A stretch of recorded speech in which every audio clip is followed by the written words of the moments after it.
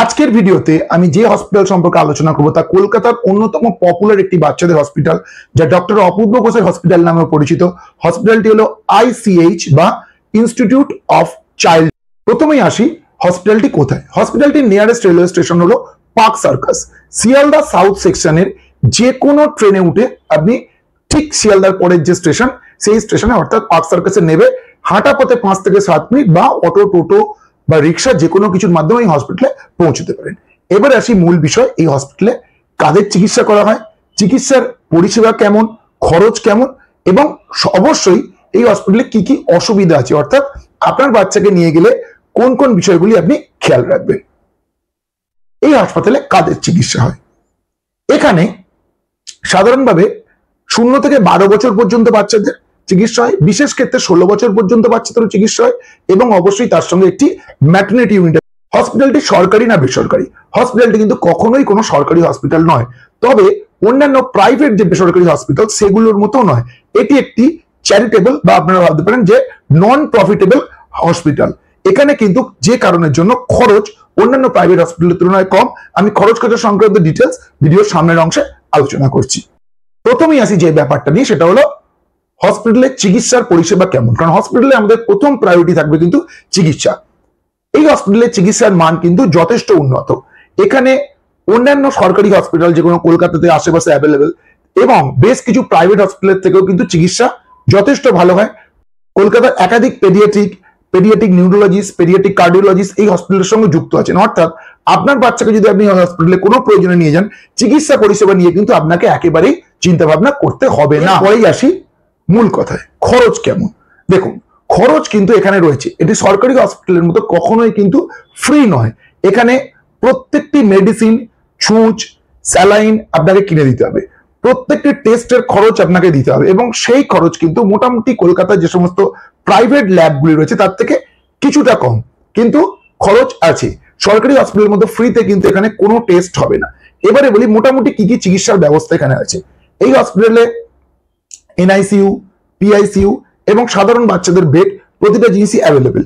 Bed ভাড়া কিন্তু depend করে আপনার বাচ্চা কোন জায়গায় ভর্তি আছে তার উপরে।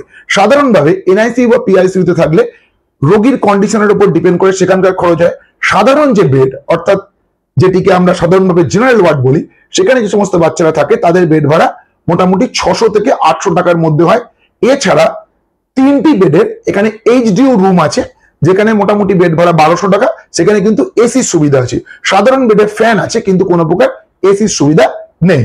চিকিৎসার জন্য প্রয়োজনীয় ওষুধপত্র, স্যালাইন বা অন্যান্য যে সমস্ত জিনিস তা কিছু হসপিটালের মধ্যে পাওয়া যায়, এবং বাকিগুলো হসপিটালের মেন গেটে 2টি ওষুধের দোকান আছে, সেগুলো 24 ঘন্টা খোলা থাকে। সেখানে গেলেই আপনারা কিন্তু সেই ওষুধগুলো আনতে পারবেন। প্রতিটা আপনার বাচ্চার প্রয়োজনীয় ওষুধ কিন্তু আপনাকে এই দোকানগুলো থেকে নিজে গিয়ে কিনে দিতে হবে। সুতরাং এখানে কিন্তু আপনার বাচ্চা থাকলে অবশ্যই একজনকে অ্যাভেলেবেল থাকতে হবে, যে বিভিন্ন সরঞ্জাম এবং ওষুধ কিনে এনে বাচ্চাকে দিতে পারবে। খরচ খরচা প্রসঙ্গে আরো একটা ব্যাপার বলে রাখি, এখানে কিন্তু স্বাস্থ্যসাথীর সুবিধা আছে, এবং সেই সঙ্গে অন্যান্য যে সমস্ত প্রাইভেট মেডিক্লেম সেগুলোর সুবিধাও পাওয়া যায়।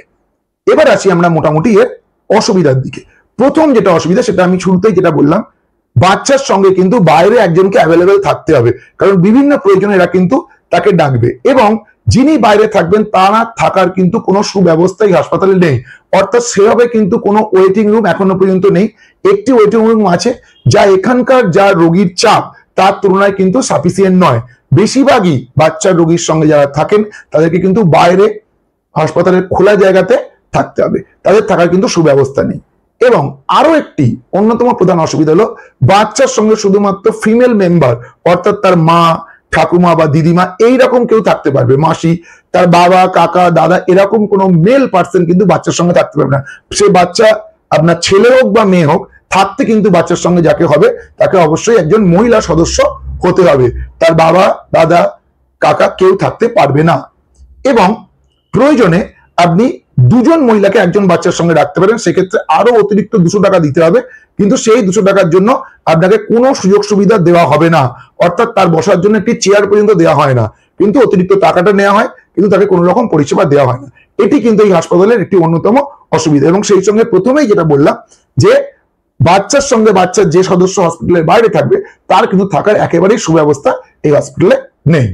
আরো একটি অসুবিধা হলো এই হসপিটালে কিন্তু কোনো রকম সিঙ্গেল রুম বা কেবিনের ব্যবস্থা নেই। সব থেকে ন্যূনতম একটি ঘরে যতজনকে থাকতে হবে সেটি হচ্ছে 3 জন।